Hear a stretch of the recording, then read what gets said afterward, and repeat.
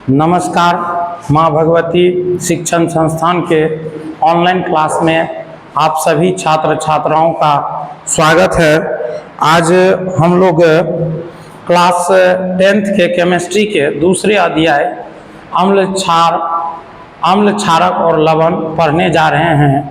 इससे पहले पूर्व में हम लोग दो क्लास कर चुके हैं, जिसमें हम लोग अम्ल क्षारक और लवण के बारे में हम लोग काफ़ी डिटेल में चर्चा कर लिए हैं, जान चुके हैं। अम्ल किसको कहते हैं, क्षारक किसको कहते हैं और लवण किसे कहा जाता है, इन सभी बातों पर हम लोग पहले क्लास में चर्चा कर लिए थे। और दूसरे क्लास में हम लोग सूचक के बारे में बात किए थे, जो सूचक किसे कहते हैं और सूचक कितने प्रकार होते हैं, सूचक किसे कहते हैं और सूचक के प्रकार के बारे में हम लोग चर्चा कर लिए थे। और आज हम लोग पढ़ने जा रहे हैं क्या चीज़, तो कुछ प्रमुख अम्ल एवं क्षार। तो अम्ल, कई तरह के अम्ल होते हैं और कई तरह के क्षारक होते हैं। तो उन कई अम्ल और क्षारक में जो कुछ प्रमुख, जो महत्वपूर्ण अम्ल है और जो महत्वपूर्ण क्षारक है, उसके बारे में हम लोग चर्चा करेंगे। तो सबसे पहली बात है, हम लोग बिना समय गंवाए हुए बात करते हैं, डायरेक्ट हम लोग बोर्ड पे ध्यान देंगे। तो लिखा हुआ है जो प्रबल अम्ल, स्ट्रॉन्ग एसिड, प्रबल अम्ल अर्थात जिसको हम इंग्लिश में कहते हैं स्ट्रॉन्ग एसिड। जैसे कि आप देखिए, स्ट्रॉन्ग एसिड में हाइड्रोक्लोरिक अम्ल, जिसका रासायनिक सूत्र होता है HCl, नाइट्रिक अम्ल HNO3, सल्फ्यूरिक अम्ल H2SO4, परक्लोरिक अम्ल HClO3। ये सभी क्या है, आपको स्ट्रॉन्ग एसिड है। अब देखिए, ये आप इसका नाम, रासायनिक नाम और रासायनिक सूत्र जो है याद करना बहुत ही जरूरत है। जब तक रासायनिक नाम एवं रासायनिक सूत्र आप याद नहीं कीजिएगा, तब तक क्या होगा, आपको एग्जाम में भी इस तरह का कई सारे ये क्या कर दिया जाता है, जो रासायनिक सूत्र लिख दिया जाता है। और रासायनिक सूत्र लिख दिया जाएगा और उसमें आपको क्या करेगा, 3 गो वीक एसिड यानी कि दुर्बल अम्ल का दे देगा ऑप्शन में, और एगो स्ट्रॉन्ग एसिड जैसे कि सल्फ्यूरिक अम्ल दे दे, या हाइड्रोक्लोरिक अम्ल दे दे, या नाइट्रिक अम्ल दे दे, या परक्लोरिक अम्ल दे दे। इन चारों में से कोई एगो का नाम दे देगा और 3 गो इसमें से दे देगा। और पूछा जाएगा इसमें निम्न में कौन स्ट्रॉन्ग एसिड है या निम्न में कौन प्रबल अम्ल है। अब निम्न में कौन प्रबल अम्ल है, जब तक आपको इस अम्ल का, प्रबल अम्ल का रासायनिक नाम और रासायनिक सूत्र याद नहीं रखिएगा, तब तक वहाँ आपको क्या होगा, ऑब्जेक्टिव क्वेश्चन नहीं बनेगा। वहाँ आप क्या कीजिएगा, अटकड़ी मारिएगा, आपको लगे तो लगे, कहावत में नहीं है, गाँव घर में लोग बोलता है लागे तो लगे नहीं तो खट्टो, इस तरह की हो जाएगा। वहाँ बना तो ठीक है, नहीं तो कोनो बातें नहीं। इसलिए यदि आप अच्छा रिजल्ट चाहते हैं, ओवर कॉन्फिडेंस के साथ अच्छी जानकारी भी हो, तो साथ साथ आप इसको मेहनत करना होगा। और जो आपको कुछ चीज़ें आपको याद भी करनी होगी। जब तक आप याद नहीं कीजिएगा, तब तक आपको दिक्कत होगी। और जहाँ तक रही, आप जितना मेहनत कीजिएगा, कहता है मेहनत ही रंग लाता है, और जब तक आप मेहनत नहीं कीजिएगा, तब तक रंग कहाँ से आएगा। इसलिए मेहनत करना जरूरी है आपके लिए। तो याद रखिएगा। तो यहाँ इसमें से क्या करेगा, इसको याद रखना है। अब हाइड्रोक्लोरिक अम्ल का रासायनिक सूत्र क्या होता है, HCl होता है। नाइट्रिक अम्ल, इसका सूत्र क्या होता है, HNO3 होता है। सल्फ्यूरिक अम्ल होता है, H2SO4 होता है। परक्लोरिक अम्ल होता है, HClO3। ये चारों आपका क्या है, स्ट्रॉन्ग एसिड है। इसका नाम और रासायनिक सूत्र आप लोग याद कर लीजिए। समझ गए बच्चों, आगे बढ़ जाए। अब देखिए, कहता है दुर्बल अम्ल, जिसको हम कहते हैं वीक एसिड। वीक मतलब होता है कमजोर, और एसिड मतलब जानवे करते हैं क्या होता है, अम्ल होता है। नहीं, कहता है मेथेनाइक अम्ल, या इसी को फॉर्मिक अम्ल कहते हैं। इसी को हम मेथेनाइक अम्ल या फॉर्मिक अम्ल कहते हैं। यही मेथेनाइक अम्ल, यही फॉर्मिक अम्ल जो है, वह चींटी के डंक में, मधुमक्खी के डंक में, बिढ़नी के डंक में, बिच्छू के डंक में यही अम्ल पाया जाता है। इसके बारे में जब हम आप आगे पढ़ेंगे तो और डिटेल में चर्चा करेंगे, जो बिढ़नी के डंक में क्या क्या पाया जाता है, और यदि आपको काट लेता है तो फूल क्यों जाता है, जलन लहर महसूस क्यों देता है, इसके बारे में बात करेंगे।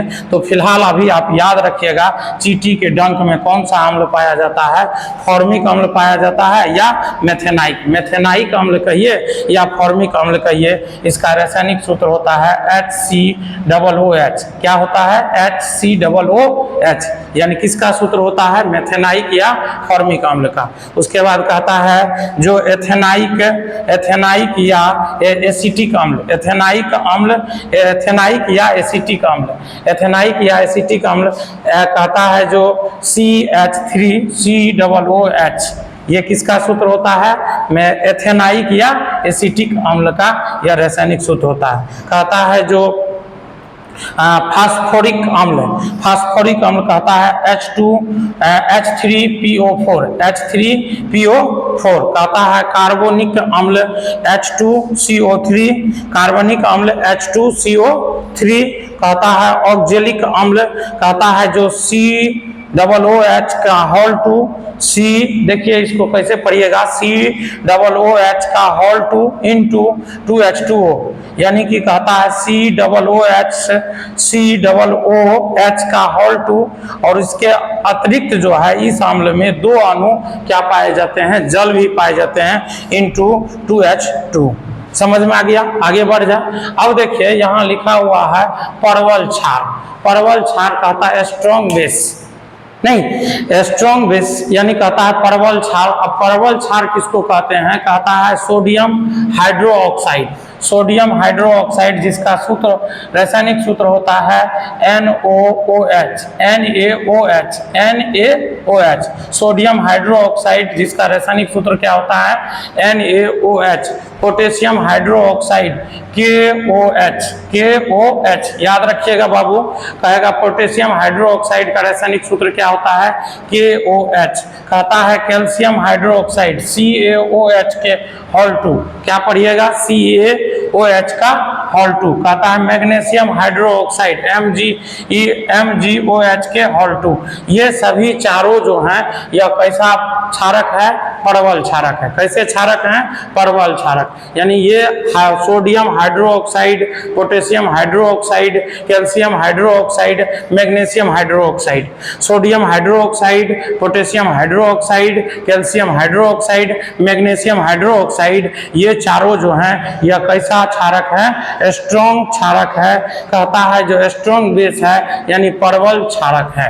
अब आगे बढ़ जाए बच्चों।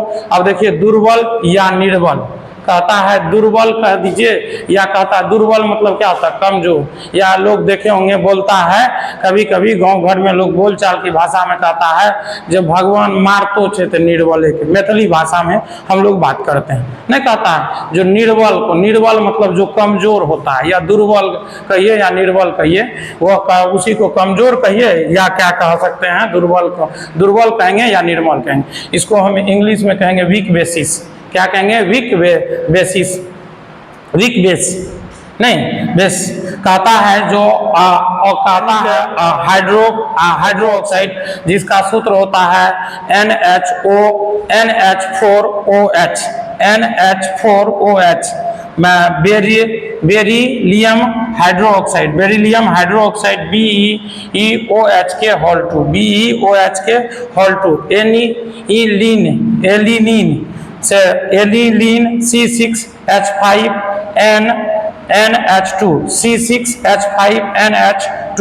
यूरिया, वही यूरिया जो आप खेत में जिसका प्रयोग करते हैं, इसका रासायनिक सूत्र होता है NH2CO इंटू NH2। देखिए इसमें क्या होता है? NH2CO इंटू, यह पॉइंट जो यहाँ दिया है इसको हम क्या पढ़ेंगे? इंटू पढ़ेंगे, इंटू फिर कहता है NH2, कहता है फिर क्या कहेंगे? NH2। देखिए इसका सूत्र क्या होता है? NH2CO इंटू NH2, या आप इसको पढ़िएगा NH2 के होल 2, NH2 के होल 2 इंटू CO। यह किसका सूत्र होता है? यूरिया का। समझ में आ गया होगा बच्चों? आगे बढ़ जाए। हम आप लोगों से ये रिक्वेस्ट है, आप ये जो लिखाया गया है जो परवल अम्ल एवं परवल को कुछ प्रमुख अम्ल एवं क्षार, जैसे कि परवल अम्ल है, दुर्बल अम्ल है, परवल क्षार है, दुर्बल क्षार है, ये सभी को आप सभी का रासायनिक नाम एवं रासायनिक सूत्र याद कर लीजिएगा। यदि आप सभी का रासायनिक नाम एवं रासायनिक सूत्र याद कर लेते हैं तो आपको किसी तरह की एग्जाम में दिक्कत ना होगा। और इस चैप्टर के अंतर्गत आपको कई सारे जो है वो आपको कई परिभाषाओं में जो ये वहाँ कहीं कहीं आपको क्या लिख दिया जाएगा, NaOH। अब NaOH लिखा रहेगा तो NaOH क्या होता है, तो सोडियम हाइड्रोक्साइड होता है, इसलिए इसका नाम और रासायनिक सूत्र भी क्या करना है, याद कर लीजिएगा, ताकि आपको किसी तरह की दिक्कत ना होगी। यदि नाम और रासायनिक सूत्र याद नहीं कीजिएगा तो फिर आपको काफ़ी दिक्कत होगी, परेशानी होगी, कई सारी कठिनाइयों का सामना करना पड़ेगा। इसलिए यहाँ है कितना, 9 गो इसमें है और यहाँ कितना है, तो यहाँ आपको 8 गो, 9 8 17 गो सूत्र है। ये 17 गो रासायनिक सूत्र और रासायनिक नाम हम उम्मीद करते हैं आप लोग जरूर याद कर लीजिएगा। और आप लोगों से ये बार बार रिक्वेस्ट किया जाता है, यह 17 गो का रासायनिक नाम एवं रासायनिक सूत्र याद कर लीजिएगा। यदि यह रासायनिक नाम और रासायनिक सूत्र यदि आप याद कर लेते हैं तो हम आपको पूरे गारंटी के साथ, पूरे विश्वास के साथ कह सकते हैं आपको इस चैप्टर को पढ़ने में किसी तरह की दिक्कत, समस्या एवं कठिनाइयों का सामना नहीं करना पड़ेगा। यदि नहीं कीजिएगा तो फिर आपको दिक्कत होगी। समझ गए बच्चों?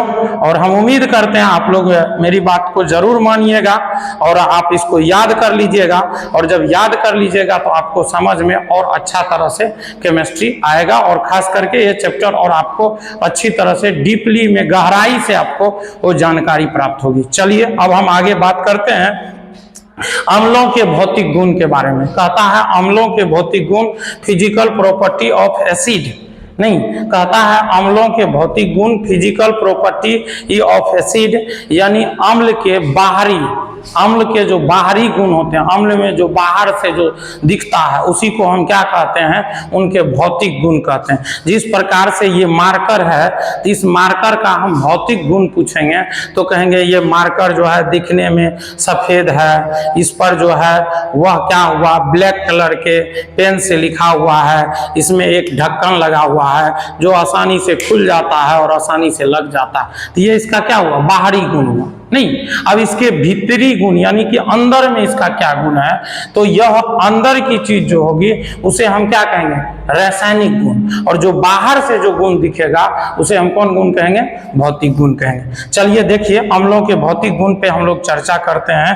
कहता है यह स्वाद में प्रायः खट्टा होता है। जब हम आपको अम्ल की परिभाषा लिखाए थे तो उसमें भी बताए थे अम्ल स्वाद में प्रायः क्या होता है, खट्टा होता है। जितने भी अम्ल होते हैं वह प्रायः स्वाद में आपको क्या होगा, खट्टा होता है। ये ऐसी बात नहीं है, प्रायः इसलिए लिखा गया है, ये भी हम नहीं कह सकते हैं सभी अम्ल स्वाद में खट्टे होते हैं, नहीं, ये भी हम नहीं कह सकते हैं। यानी कि मतलब आपको अधिकांश अम्ल ऐसे होते हैं जो स्वाद में आपको क्या होता है, खट्टा होता है।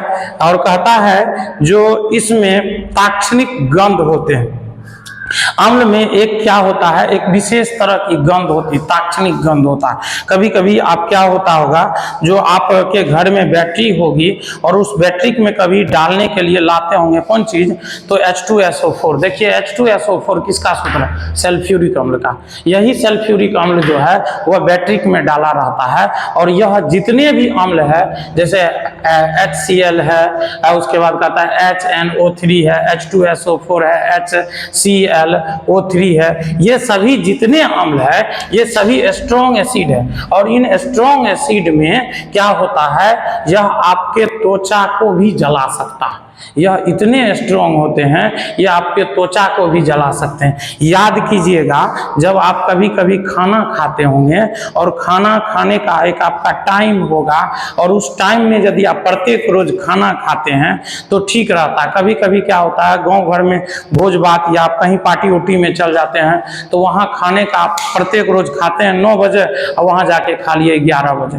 तो खाना यदि कुछ टाइम हो जाता है, जो टाइम था, टाइमिंग था, टाइमिंग यदि खराब हो जाता है तो आपके क्या होता है, आमाशय में हाइड्रोक्लोरिक अम्ल की मात्रा बढ़ जाती है, और जब हाइड्रोक्लोरिक अम्ल की मात्रा बढ़ जाती है तो कंठ से जलन देने लगता होगा, कंठ से जलन दे रहा, बार बार आप पानी पीजिएगा, क्यों पी रहे हैं, तो कंठ से जलन दे रहा, तो बार बार आप पानी पीते हैं, और पानी पीने के बावजूद भी जो नहीं ठीक होता है तो क्या करते हैं, किसी न किसी क्षारीय मेडिसिन का प्रयोग करते हैं, जैसे मिल्क ऑफ मैग्नेशिया का प्रयोग करते हैं जिसमें क्षार की मात्रा होती है। जैसे आपको क्या हो गया, जो क्या कहते हैं, जो पीते हैं आप लोग इनो में जो होता है वह क्या पाया जाता है, जो मिल्क ऑफ मैग्नेशिया रहता है और उसको घोल करके पी लेते हैं तो यह अम्ल और क्षार जब अभिक्रिया करता है तो आप जानबे करते हैं वह क्या होता है, उदासीन हो जाता है, जिसके कारण से आपके कंठ से लहर जलन जो है वह क्या हो जाता है, कम हो जाता है। तो वही कहता है, इसका यदि आप सल्फ्यूरिक अम्ल कभी खरीद के लाइएगा और बैटरिक में डालने के लिए जब इसका ढक्कन खोलिएगा, जिस डब्बे में लाइएगा, जिस पात्र में लाइएगा, जिस बर्तन में लाइएगा, उसका ढक्कन जब खोलिएगा तो उससे एक विचित्र तरह की ताक्षणिक गंध होगा, तीखा गंध होगा, और ऐसा गंध होगा जो लगेगा कि नाक से यदि चल गया तो आंख से आंसू निकाल देता है, इस तरह की ताक्षणिक इसमें क्या होता है, गंध होता है। तो वही कहता है इसमें एक ताक्षणिक गंध होता है। अम्ल प्रायः क्या होते हैं, रंगहीन होता है। ठीक उसी प्रकार से जिस प्रकार से आप पानी, जो आपके जो पेयजल जो होता है, पेयजल में कोई रंग होता है नहीं, वह रंगहीन होता है, पानी में कोई रंग नहीं होता, रंगहीन होता। ठीक उसी प्रकार से अम्ल जो होता है वह प्रायः क्या होता है, यानी लगभग सभी अम्ल में कोई रंग नहीं होता है, अर्थात वह रंगहीन होता है। बस आप यहाँ पानी और अम्ल की बात करें तो अम्ल में क्या होता है, तीखा गंध होता है, और तीखे गंध होने के कारण जो हम इसको पहचान लेंगे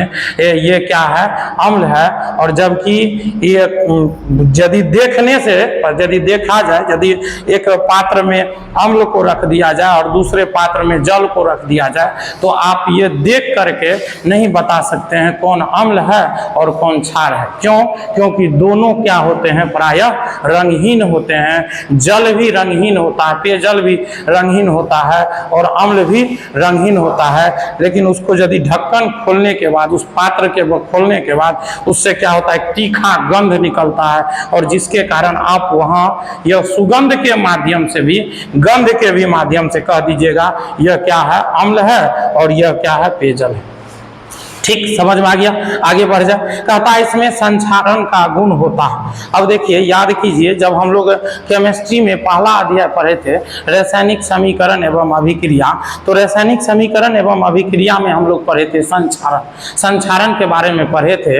यदि आप जो बच्चे नहीं पढ़े होंगे उसको एक बार आपको देख लीजिएगा, आप अपने नोटबुक में संक्षारण किसे कहते हैं, तो कहता है जो अम्ल जो होता है, अम्ल में संक्षारण गुण होता है, यानी जब अम्ल को किसी धातु के ऊपर डाला जाता है तो डालने के बाद उसमें क्या होता है, एक विशेष प्रकार के मतलब धातुओं के ऊपर जब डाल दीजिएगा तो धातुओं को क्या होता है, उसके ऊपर एक परत बनाने लगता है, और वही परत क्या कहलाता है, संक्षारण कहलाता है। कहता है जिसके कारण धातुओं, कहता है जिसके कारण धातुएं संपर्क में आने पर संक्षारित हो जाता है। और यदि अम्ल के संपर्क में कोई धातु को डाल दीजिएगा, चाहे लोहा हो या आपका क्या कहते हैं, तो सोना हो, चांदी हो, या जितने भी धातु हैं जिसमें संक्षारण होता है, सोना में कम होता है, चांदी में होता है, लोहा में होता है, पीतल में होता है, तांबा में होता है, यदि ये सब इसके संपर्क में आ जाता है, अम्ल के संपर्क में, तो इसके ऊपर क्या हो जाता है, एक लेयर, एक विशेष प्रकार की परत बन जाती है। जैसे चांदी के ऊपर काले रंग की परत बन जाता है, पीतल तथा तांबे के बर्तन के ऊपर हरे रंग का परत बन जाता है, और लोहे के ऊपर एक भूरे रंग का परत बन जाता है। तो यह क्या है, संक्षारण है। तो यह अम्ल यदि ये क्या होता है, इसके संपर्क में आ जाता है, धातुओं के संपर्क में आ जाता है, तो उसे वह क्या कर देता है, संक्षारित कर देता है। समझ में आ गया होगा। देखिए आखिरी और सबसे लास्ट पॉइंट बहुत ही महत्वपूर्ण पॉइंट है और इसको थोड़ा सा ध्यान दीजिएगा, समझने का प्रयास कीजिएगा। कहता है जो परवल अम्ल सजीव कोशिकाओं को वो जला सकता है। अब देखिए ये सभी अम्ल जो हैं, ये आपका ये चारों अम्ल जो है कौन, हाइड्रोक्लोरिक अम्ल, नाइट्रिक अम्ल, सल्फ्यूरिक अम्ल, परक्लोरिक अम्ल, ये अम्ल स्ट्रॉन्ग एसिड है, परवल अम्ल है। और ये परवल अम्ल क्या करता है, ये आपके त्वचा को भी जला सकता है। इसलिए यदि आप अम्ल का किसी भी काम में उपयोग करते हैं, यूज करते हैं, तो सावधानी पूर्वक इसका प्रयोग एवं परीक्षण करना पड़ता है। हम आपको आगे बताएंगे जब किसी अम्ल में, स्ट्रॉन्ग एसिड में यदि जल को मिलाइएगा तो उसमें हाइड्रोजन आयन की मात्रा बहुत ज़्यादा बढ़ जाती है। और जब हाइड्रोजन आयन की मात्रा बढ़ती है तो जिस पात्र में, जिस बर्तन में आप प्रयोग करते हैं उस बर्तन को भी वह क्या कर देता है, टूट जाता है और पूरा अम्ल छिलक, मतलब चारों तरफ छिलक जाएगा और जिससे आपके त्वचा पे, शरीर पे पड़ेगा, त्वचा को सजीव कोशिकाओं को जला देगा, कपड़ा पे पड़ जाए तो कपड़े को जला देगा, यदि आपके चेहरा पे पड़ गया तो चेहरे को जला देगा। इस तरह की वह समस्याएं उत्पन्न हो जाती है। इसलिए ये जितने भी इस परवल अम्ल होते हैं इसके बारे में हम आपको आगे डिटेल में और चर्चा करेंगे। इस अम्ल के जल के साथ जब अभिक्रिया करेंगे तब उसमें हम लोग चर्चा करेंगे, तब बात करेंगे। तो वही कहता है हाइड्रोक्लोरिक अम्ल हो गया, नाइट्रिक अम्ल हो गया, सल्फ्यूरिक अम्ल हो गया और उसके बाद कहता है परक्लोरिक अम्ल हो गया। ये सभी स्ट्रॉन्ग एसिड हैं और यह एसिड क्या होता है, यह सजीव की कोशिकाओं को, यानी जो भी सजीव होते हैं उनके सजीव की कोशिकाओं को, यही कोशिका यानी त्वचा, ये त्वचा को भी यह क्या कर देता है, जला देता है। इसके अतिरिक्त यदि आपके कपड़ा पे पड़ गया तो कपड़ों को जला देगा, त्वचों को जला देगा। इसलिए जो है यह, इसका जब भी आप अम्ल का प्रयोग करते हैं तो सावधानी पूर्वक इसका प्रयोग करें। पहले इसके बारे में जानकारी प्राप्त कर लें तब प्रयोग करें। अन्यथा यदि आप जानकारी प्राप्त नहीं करते हैं, डायरेक्ट प्रयोग करते हैं तो उससे कई तरह की समस्याएं हो सकती है, कई तरह की कठिनाइयां हो सकती, कई तरह की दिक्कतें का सामना करना पड़ सकता है। इसलिए पहले आप इसके बारे में पूर्णतः अध्ययन कर ले तब प्रयोग करें। आज का क्लास यहीं तक हम समाप्त करते हैं। मैं सभी बच्चों से ये बता देना चाहता हूँ, यदि आपको किसी भी तरह की फिर दिक्कत एवं कठिनाइयाँ हो तो आप हमें कमेंट करके बताएंगे। और यदि आपको मेरे पढ़ाने का आज जो तरीका किस तरह का लग रहा है, कैसा लग रहा है, ये भी कमेंट करके बताएंगे। और साथ ही साथ यदि आप कुछ सलाह भी आप हमको देना चाहते हैं तो आप हमको दे सकते हैं। आज यहीं तक, जय हिंद।